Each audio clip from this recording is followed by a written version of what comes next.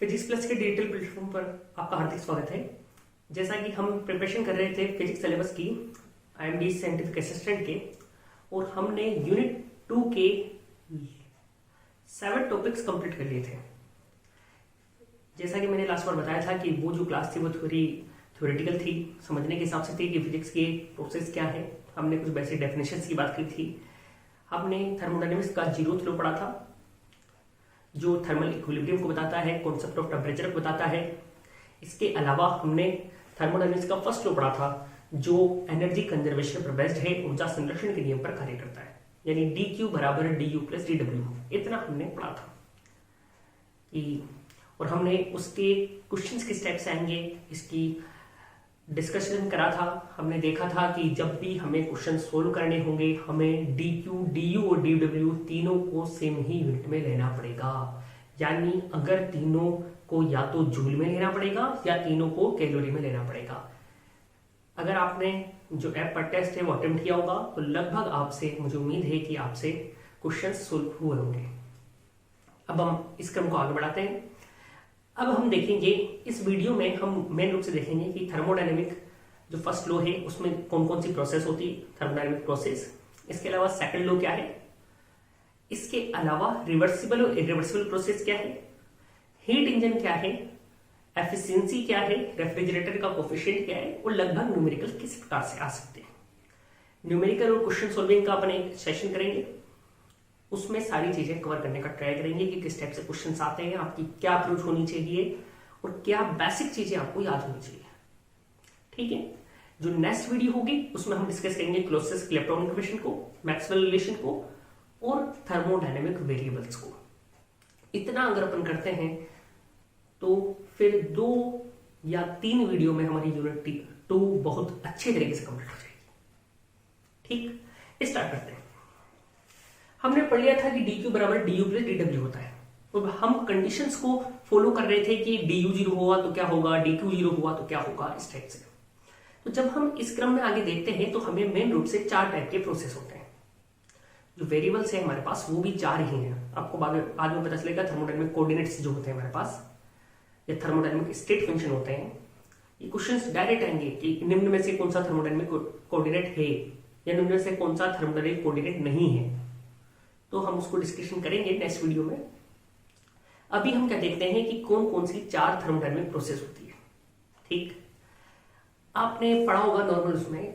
सबसे पहले देखो हमारे पास जो कंडीशंस है आपको सिर्फ वो ही पुट करनी है। जैसे अपन केसेस बनाते हैं ना, वैसे केसेस लेने हैं और आप देखेंगे कि बिल्कुल सिंपल सी चीजें हैं। मैं कोशिश करूंगा कि मैं दोनों लैंग्वेज में बता पाऊंगा।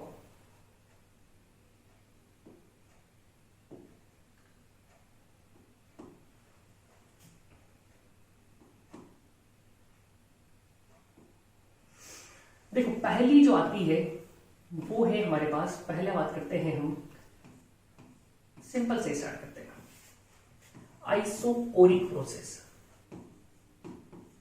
हिंदी में कहते हैं सम आयतनिक। आइसो का मतलब होता है सम, आइसोकोरिक प्रोसेस।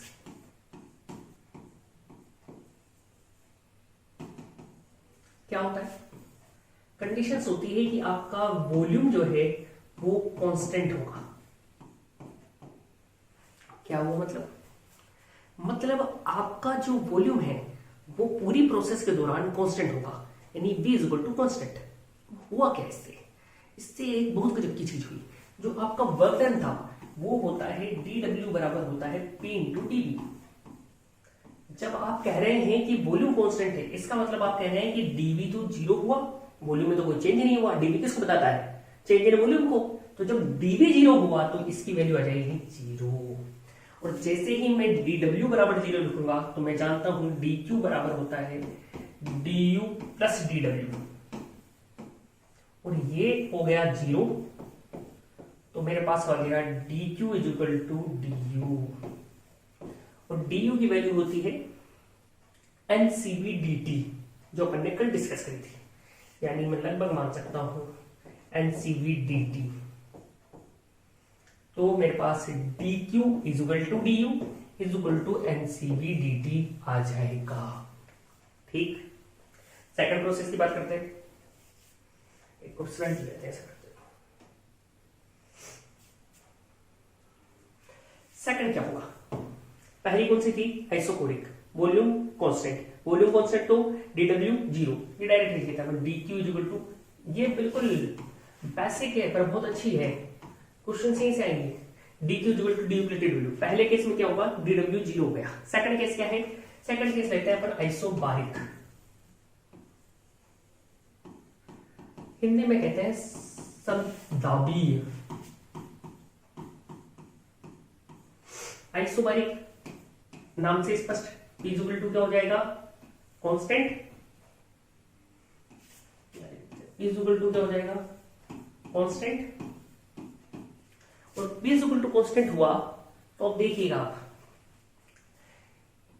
du क्या है, CVDT, और dw क्या हो जाएगा, dw में P वैसे ही कांस्टेंट हो जाएगा तो PD। इसको जब सोल्व करते हैं तब आप ये याद रखिए dq हो जाता है हमारे पास NCPDT,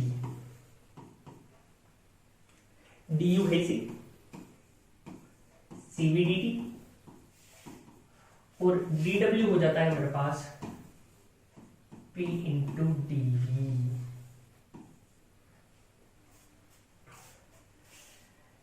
एक यहां पे ही आप ये याद रख लीजिए, ये बता देते हैं, Cp minus Cv equal to होता है R, बहुत फेमस है, बहुत ही ज्यादा इंपॉर्टेंट भी है, और इसको हम कहते हैं मेयर्स फॉर्मूला। नोट्स को लिखना भूल गया, बाकी आप यहां लिख लीजिए। तो Cp minus Cv equal to होता है R, बहुत कॉमन क्वेश्चन है, और अगर आपसे डायरेक्ट कोई पूछ ले मेयर्स फॉर्मूला क्या होता है तब आपका आंसर होना चाहिए Cp minus Cv equal to R, that is. Third की बात करें, अपन ट्राई करेंगे कि इन चीजों को जल्दी जल्दी करें, क्योंकि ये सिंपल सी चीजें हम नोट्स में ही पढ़ेंगे तो भी आपको आ जाएगी। हमारा ट्राई है कि सिलेबस अच्छे से करें पर जल्दी करें। तीसरी है हमारे पास आइसोथर्मल प्रोसेस, या इसे कहते हैं समतापीय। समतापीय नाम से स्पष्ट है, टेम्परेचर क्या है, कांस्टेंट। अब टेम्परेचर कांस्टेंट है, अब देखिएगा अब इंपॉर्टेंट है, वही dq बराबर du प्लस dw। जैसे ही मैंने du में टेम्परेचर कांस्टेंट करा, क्या होता था ये NCVDT, अब dt क्या हो जाएगा, टेम्परेचर तो कांस्टेंट है, du हो जाएगा 0, और जैसे ही du 0 हुआ, बताइए dq क्या होता है, du प्लस dw। तो ये dt 0 होते ही ये du 0 हो गया, और ये 0 होते ही dq जो हमारे पास आ जाएगा वो आ जाएगा dw। ये कंडीशन है वो जिसकी मैं बात कर रहा था, ये फर्स्ट लॉ कहां फेल हो गया, वो ये कंडीशन कहता है कि जितना आपने किसी उसको उष्मा दी उतना का उतना ही उसने कार्य करके प्रदान कर दिया, यानी आपको जितना सिखाया गया उतना ही आपको आ गया, और आपके नंबर में कितने आ गए, 100 आउट ऑफ 100। अब फोर्थ चीज हम बात करते हैं, फोर्थ कौन सा है, फोर्थ जो है वो इंपॉर्टेंट है, थोड़ा हटके है, इसे हम कहते हैं एडियाबेटिक प्रोसेस, और वैसे कहते हैं रुद्धोष्म प्रक्रम।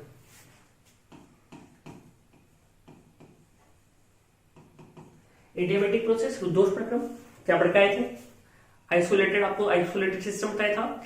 एडियाबेटिक सिस्टम वह होता है, एडियाबेटिक प्रोसेस वो होती है जिसमें न तो उष्मा दी जाती है न उष्मा ली जाती है, ना तो आप किसी भी सिस्टम को हीट देते हैं न हीट लेते हैं, तो इसमें जो dq की वैल्यू होती है वो होती है 0।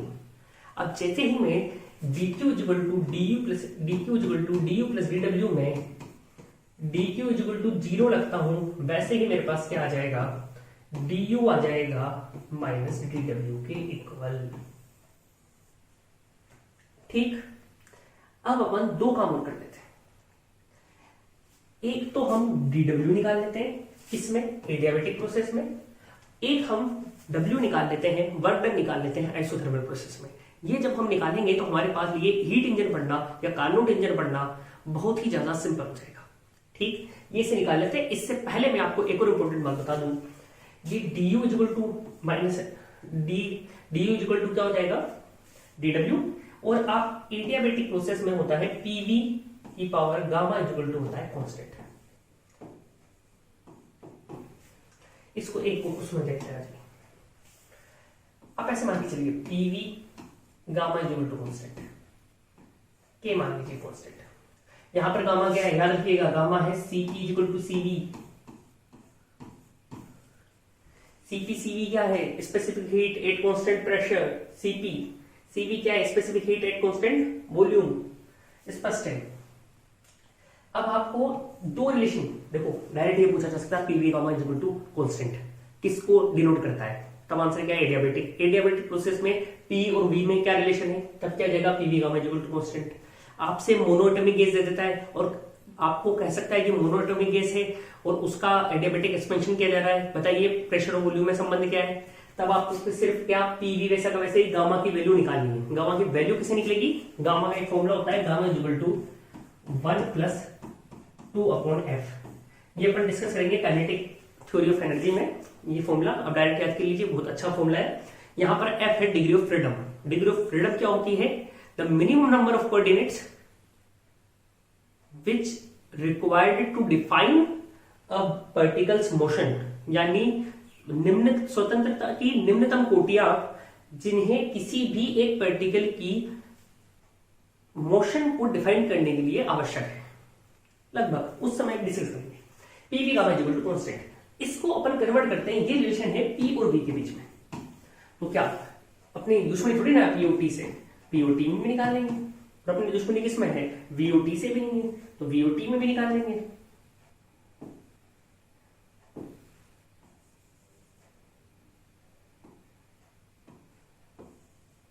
तो बताइए पीओटी में क्या होगा, पीओटी तो पी तो ऐसे कैसे रहता है, वी नहीं आ रहा तो वी को हटाएं। देखो वही मैंने आपसे जब पढ़ाया था वही कहा था, ये इक्वेशन रामबाण है, पीवी इक्वल टू आरटी। दूसरा पेन लेते हैं, पीवी इक्वल टू आरटी। यहां से अपन को किसको हटाना है, वी को हटाएंगे, क्या आ जाएगा, वी हो जाएगा आरटी अपॉन पी। ठीक, इस आरटी अपॉन पी को रख दीजिए, V RT upon P is equal to gamma is equal to constant.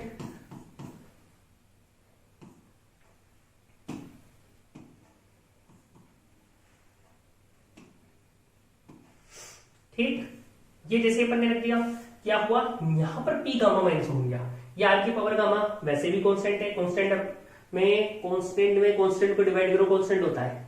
Constant में कांस्टेंट को ऐड करो, कांस्टेंट होता है। और कांस्टेंट में कांस्टेंट को मल्टीप्लाई करो, कांस्टेंट होता है, कोई फर्क नहीं पड़ता। तो इससे कोई मतलब नहीं है। यहां पर देखिए आप P upon P gamma, T gamma is equal to constant. तो क्या हो जाएगा, P 1 माइनस गामा और T gamma is equal to constant. और इसको और अच्छे ढंग में लिखना चाहें तो अपन लिख सकते हैं P T gamma upon 1 minus gamma. इस टाइप से अपन लिख सकते हैं, कोई ऐसे नहीं। आप यहां ये बस इतना याद कर लीजिए, आप इतने में काम हो जाएगा। इस स्टेप से याद कर लीजिए। देखो आप इतना भी याद करने की जरूरत नहीं है, सिर्फ ये याद कर लीजिए, ये आपको याद है, इसे लगाइए, आंसर आ जाएगा, खत्म। एक और क्या, वी और टी में भी अपन रिलेशन निकाल सकते हैं, वही PV gamma equal to constant. किस किस में रिलेशन निकालना है, वी और टी में। वी वैसे का वैसे ही रहने दो, तो वी की पावर गामा वैसे के वैसे ही। पी को आप पी की बजाय आप लिखिए पीवी बराबर आर टी होता है, पीवी बराबर आर टी बाई वी हो जाएगा। तो यहां क्या जाएगा, टी बाई वी बराबर कांस्टेंट, और टी बराबर T V gamma minus 1 is equal to constant. Use क्या आएंगे, बताइए यूज क्या आएंगे, ये निकाल तो दिया आपने। ये यूज ऐसे आएंगे कि आपसे पूछ सकता है, आपको T1 की वैल्यू दे सकता है, एक V1 की वैल्यू दे सकता है गामा माइनस 1। आपसे कह सकता है कि एडियाबेटिक प्रोसेस है, यहां पर आपको V2 की वैल्यू दे सकता है, गामा माइनस 1 की वैल्यू दे सकता है, और T2 की वैल्यू फाइंड कर सकता है। तो अगर आपको ये फॉर्मूला पता है एडियाबेटिक एक्सप्रेशन में, तो आपको कभी दिक्कत नहीं है। ठीक, अब मैंने आपसे कहा था कि दो चीजें और अपन को निकालनी है, तो वो अपन जल्दी से निकाल लेते हैं, फिर वापस अपन थ्योरी पे आएंगे। एक नंबर वाले क्वेश्चन पे ज्यादा ध्यान देंगे। ये डेरिवेशन से उन स्टूडेंट्स के लिए हैं जो या तो फिजिक्स बैकग्राउंड से नहीं है, या फिर जिन्हें फिजिक्स पढ़ाई में बहुत टाइम लग गया। जिससे उन्हें ऐसा नहीं लगे कि ये कहां से आ गया, एलन वेलन कहां से आ गया। तो वर्क डन होता है P इंटू डीवी,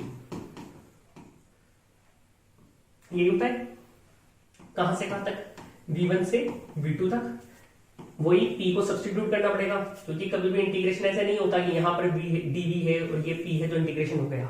P को V की फॉर्म में लिखना पड़ेगा, तो वही PV बराबर RT या NRT। यहाँ पर P क्या आ जाएगा, RT अपॉन V। तो जैसे ही मैं RT अपॉन V रखूंगा तो यहाँ पर आ जाएगा RT dV में। और ये कौन से, सॉरी ये मान के चलिए ये कौन सी प्रोसेस है, आइसोथर्मल प्रोसेस है, तो टेम्परेचर कांस्टेंट है आपका, और टेम्परेचर कांस्टेंट है तो जैसे ही मैं RT बाहर आ जाएगा, V1 टू V2 यहां पर हो जाएगा 1/V dV, और ये 1/V dV को अपन जैसे ही इंटीग्रेट करते हैं तो हो जाता है ln V। जब डेफिनेट इंटीग्रल यूज करते हैं तो ये हो जाएगा ln V2 minus ln V1, जिसे हम इस तरीके से लिख सकते हैं RT ln V2 upon V1। Direct request है आपसे या एडवाइस है, डायरेक्ट ये याद करिए, बाकी इसमें कोई तंत्र नहीं। ठीक, एक और डेरिवेशन है, क्या बचा डेरिवेशन? अब एडियाबेटिक एक्सपेंशन में, एडियाबेटिक प्रोसेस में वर्क डन बताइए कैसे निकालेंगे। वर्क डन इक्वल टू वही V1 to V2 P into dV। अभी मैं PV अपॉन RT लगाऊंगा, PV इक्वल टू RT, या मैं एक एडियाबेटिक प्रोसेस में पढ़ के आया हूं PV gamma equal to constant. अब मुझे P लिखना है, क्या करूंगा, इस कांस्टेंट को K मान लेते हैं, तो P क्या आ जाएगा, कांस्टेंट अपॉन V की पावर गामा, या फिर कांस्टेंट V माइनस गामा। इसको पुट कर देंगे, V1 V2 P K V gamma into dV। Integration के फॉर्मूला में पढ़े होंगे, क्या आते हैं, डिफरेंशिएशन से उल्टे चलते हैं। कहां से कहां तक, V1 से V2 तक।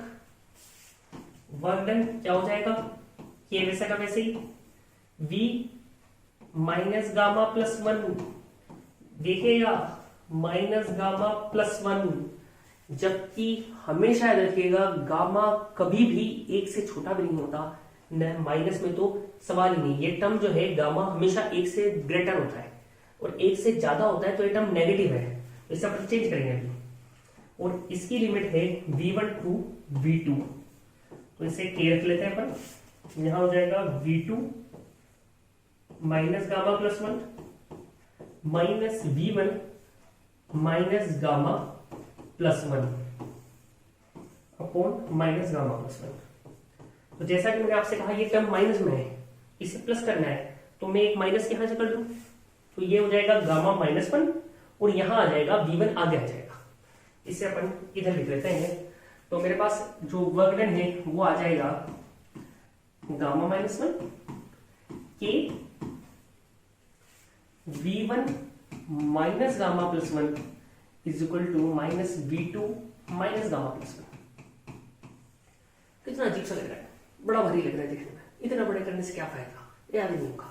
देखिए इसलिए इसे और छोटा करते हैं। यहां देखना PV gamma equal to constant है, इसका मतलब क्या है, इसका ये मतलब है कि P1 V1 gamma is equal to P2 V2 gamma, ये मतलब है। तो इस एक बार में K को ये लिख सकता हूं, एक बार में K को ये लिख सकता हूं, और जैसे ही मैं लिखूंगा तो आप देखना ये पूरा गायब हो जाएगा, V1 गामा और V1 माइनस गामा। तो मेरे पास वर्क डन आ जाएगा P1 V1 minus P2 V2 upon gamma minus 1। और ये P1 V1 को और सिंपल फॉर्म में जब लिखेंगे तो मेरे पास वर्क डन आ जाएगा P1 V1 minus P2 V2 upon gamma minus 1। और P1 V1 को मैं वही आइडियल केस इक्वेशन लिख सकते हैं, R T1 minus T2 upon gamma minus 1। ये मैंने डेरिवेशन यहां पर इसलिए करा है क्योंकि हीट इंजन में नहीं करना है। आपको डायरेक्ट आप याद कीजिए कि ये होता है बस क्या करना है, R gamma -1 T1 - T2, T1 initial temperature, T2 final temperature. Change क्यों हो रहा है, एडियाबेटिक प्रोसेस है लेकिन ये चेंज होता है। ठीक, इतना अगर आप करते हैं तो ये चारों प्रोसेस, चारों के डेरिवेटिव एक नंबर में देखो, कोई डेरिवेशन नहीं पूछने वाला। सिर्फ आपको उससे फैमिलियरिटी हो, आपको डायरेक्ट ऐसा नहीं लगे कि ये कहां से आ गया, इसलिए बताया गया। ठीक, वापस चलते हैं अपने कंसेप्ट की ओर।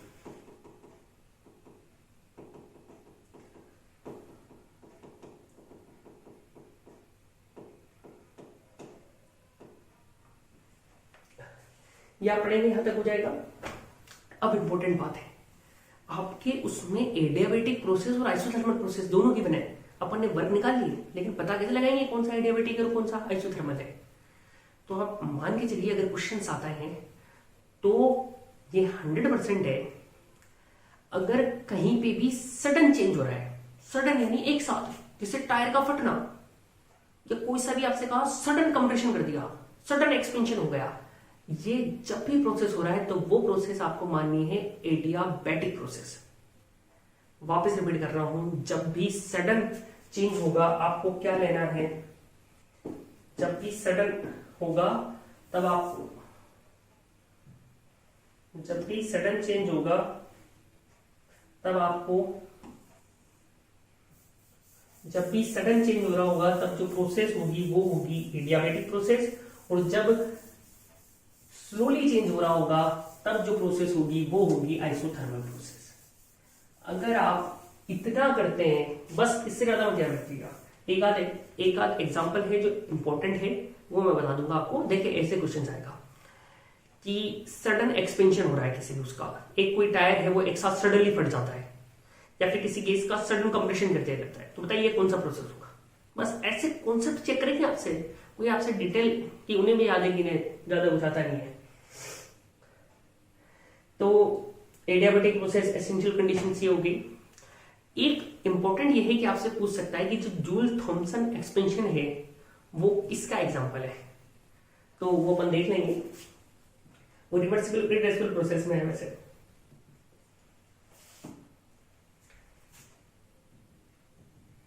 सडन एक्सचेंज का मतलब क्या होता है, सडन एक्सचेंज इसलिए होता है कि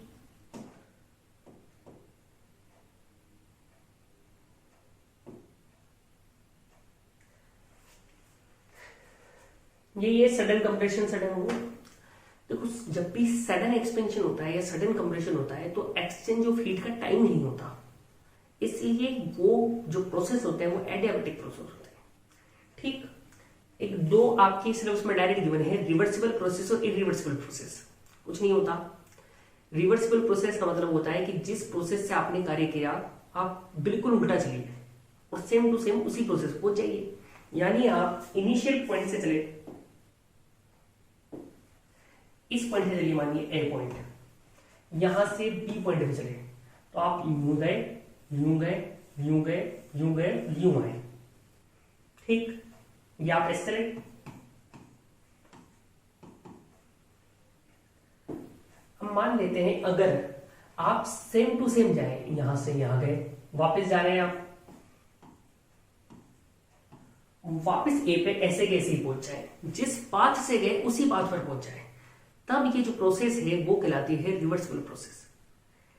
अगर आप ऐसे नहीं गए, अगर आप वापस से उसी पाथ को फॉलो नहीं कर पाते या ट्रेस नहीं कर पाते, रिवर्स इंजीनियरिंग जिसे हम कहते हैं, क्वेश्चंस रिवर्स इंजीनियरिंग कहते हैं कि भाई आप जो क्वेश्चंस सोल्व करने का सबसे बढ़िया मेथड होता है तो वो होता है रिवर्स इंजीनियरिंग।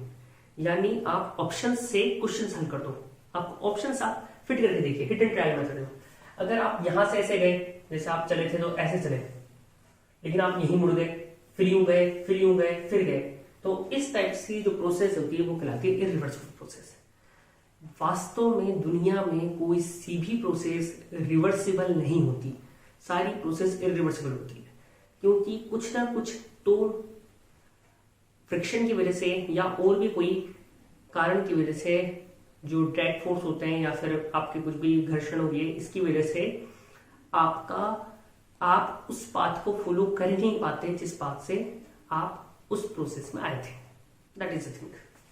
जैसे मान सकते हैं कि भाई अभिमन्यु का चक्रव्यूह, अरे वो कहानी सुनी होगी ना आपने चक्रव्यूह वाली, तो चक्रव्यूह तोड़ तो देते हैं अभिमन्यु। चक्रव्यूह तोड़ने की महारत उसे ही कहते हैं कि आप तोड़िए फिर वापस बाहर निकलिए, तो उसे चक्रव्यूह भेदन कहते हैं। लेकिन अगर आप सिर्फ तोड़ एक ही पास से जाते हैं वापस नहीं आ पाते तो उसे वो इरिवर्सिबल प्रोसेस कहते हैं। रिवर्सिबल प्रोसेस मेनली होती है आइसोथर्मल वाली। आइसोथर्मल कंप्रेशन होता है वो रिवर्सिबल प्रोसेस होता है।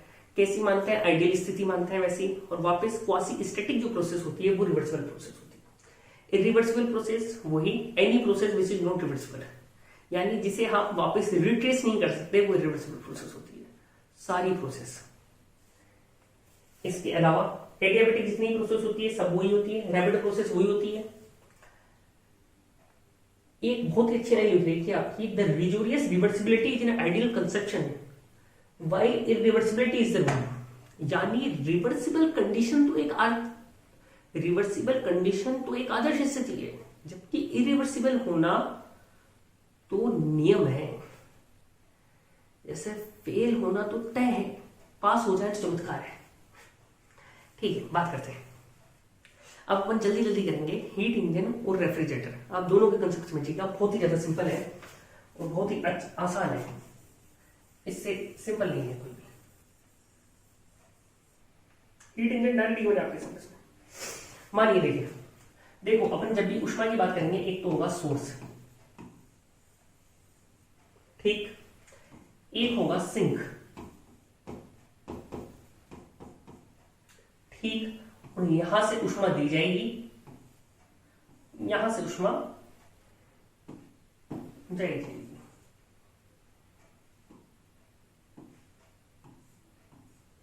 ठीक, देखो ये होगा T1 टेम्परेचर पे, मान लेते हैं ये T2 और ये है वर्क डन। यहां से जो ऊष्मा आ रही है वो है Q1, यहां जो ऊष्मा जा रही है वो है Q2। इसमें मैंने कुछ नहीं करा, ये गिवन है, ये गिवन है पहले से। ये एक सोर्स है जो T1 टेम्परेचर पे है, वो Q1 ऊष्मा रिलीज कर रहा है, यहां पर W वर्क डन है और ये Q2 जा रहा है। ये इतना सिंपल सवाल, बताइए W क्या होगा? पहली चीज सबसे सिंपल, अरे भाई ये इन्होंने 100 रुपए दिए मान लीजिए, ठीक, इसको आपने 50 दे दिए, बताइए कितने हैं? 50। 50 को मैं ऐसे लिख सकता हूं Q1 माइनस Q2, तो जो वर्क डन होगा वो क्या होगा? Q1 माइनस Q2, ठीक। अब ये इंपोर्टेंट नहीं है, दक्षता। चलो इसे एक और एग्जांपल से समझते हैं। मान लेते हैं आपके 10 क्वेश्चन आपको गिवन है, आपने 10 क्वेश्चन आपको सोल्व करने के लिए दिए, ठीक। 8 क्वेश्चन आपके सही हैं और 2 क्वेश्चन आपके गलत हैं। बताइए आपकी एफिशिएंसी कितनी होगी? ठीक, ये तो समझ में आ गया ना, 10 में से 8 सही हैं और 2 गलत हैं, तो 2 गलत वाले यहां आएंगे, 8 यहां आएगा, इतना तो आगे होगा मेरे हिसाब से। ये सिंक वही है, जो सिंक का मतलब है जो हमारे घर में सिंक होता है ना, जो भी कचरा वचरा जो बचा हुआ टेम्परेचर वहां डाल देना। वापस रिपीट कर रहा हूँ, फिजिक्स में जो मैंने लास्ट वीडियो में बोला था, कोई अलग से वर्ड नहीं है, वही वर्ड है सिंक। यानी जो अब जो हीट बची उसे कहां पर है, ये Q1 हीट दे रहा था, यहां पर वर्क हो गया, वर्क के बाद जो हीट बची जो अपने कचरा निस्तारण बोलते हैं, तो उसे वो सिंक कहा T2 टेम्परेचर पर। तो ये 8, बताइए दक्षता क्या हुई, आपका परफॉर्मेंस क्या हुआ, परसेंटेज कितनी? आप बताएंगे 8/10, ये बताएंगे, सिंपल सी बात। इसे हमें ईटा इक्वल टू लिख देंगे आप 8/10। तो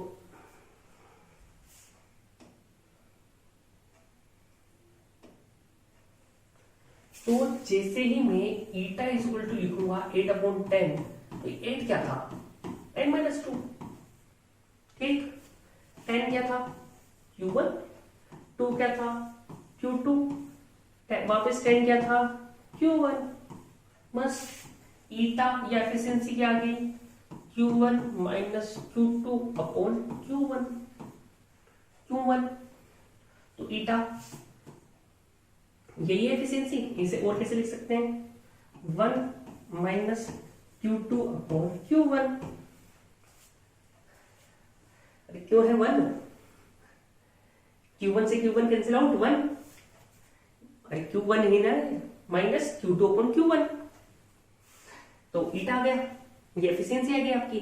इसके अलावा आप क्या, अगर यही कार्नोट इंजन होता तो हम यहां पर कह देते 1 माइनस T2 अपॉन T1। और इसको और अच्छे से लिखो तो मैं अभी आपके एफिशिएंसी वाले मैंने लास्ट वीडियो में कहा था एफिशिएंसी से 100% क्वेश्चन आएगा। आप जो ध्यान रखने वाली बात है वो सुनिए आप। ईटा इज इक्वल टू अपन ने लिखा 1 माइनस T2 अपॉन T1। अपन जो अभी तक वो कर रहे थे ना, लास्ट का सेकंड लॉ ऑफ थर्मोडायनामिक्स में लास्ट वीडियो में बोल के गया था मैंने कि फर्स्ट लॉ ऑफ थर्मोडायनामिक्स, एक बात बताने में भूल गया। फर्स्ट लॉ ऑफ थर्मोडायनामिक्स ये कहता है कि dq is equal to du plus dw, यानी जब मैं du को जीरो कर दूंगा तब भी dq is equal to dw होगा, यानी दी गई उष्मा की मात्रा उसके द्वारा किए गए कार्य के बराबर होगी, यानी 100% वर्क की कंडीशन को नलीफाई नहीं करता फर्स्ट लॉ ऑफ थर्मोडायनामिक्स। और मैं बता के गया था कि कार्नोट आते हैं और वो कहते हैं it is impossible, sorry Carnot नहीं, केल्विन प्लैंक के कहते हैं कि it is impossible to construct such a device whose efficiency is 100%, यानी इससे किसी भी डिवाइस का निर्माण करना संभव है जिसकी दक्षता 100% हो, 100% हो।